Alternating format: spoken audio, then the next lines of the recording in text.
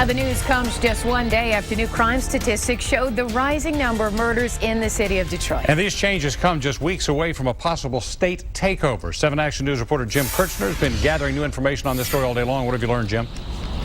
Stephen and Carolyn, there was a high-level meeting here with all levels of the police department, unions, as well as firefighters. But get this, not the Bing administration. And the meeting was called by members of the state financial review team. That's why it was held here at Cadillac Place, not City Hall. It went 2.5 hours yesterday. And is this the state financial review team doing the homework for a possible state takeover of Detroit?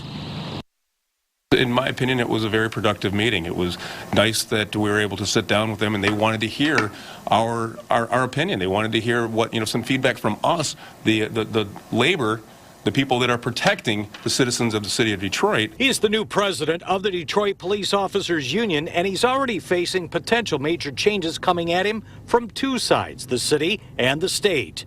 Remember, 6 months ago, then Police Chief Ralph Godby implemented 12-hour shifts for patrol cops to cut overtime. The union fought it in court and lost.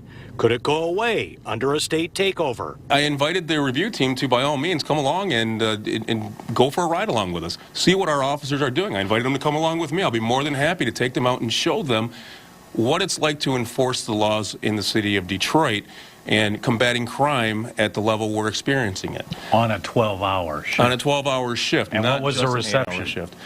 I wasn't taken up on the offer. Go ahead. That was last month at the Detroit City Council meeting. An irate citizen had to be escorted out. Could police officers here be reassigned and moved?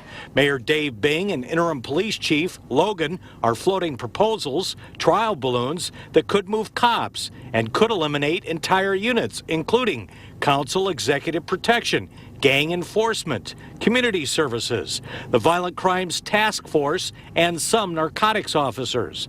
But will Mayor Bing even be calling the shots in a matter of weeks? At the end of the day, your guess is as good as mine. Now, we contacted the mayor's office. They say the tentative plans are not set. We contacted the state. They said they would not comment on the private meetings held here yesterday. Stephen, Carolyn? So, Jim, at this point, are you learning? Is the state still reviewing whether to have a takeover and have an emergency financial officer in place to oversee the city's finances? Yeah, the review is still underway. And get this, there was an audit this week of the city's finances. It shows that hole is much deeper. The deficit is now pegged at $327 million. But no timetable on it, right? That's exactly right. All right. Thanks a lot, Jim, for the live report. And we will certainly bring you any new information in Detroit's financial crisis on air and online.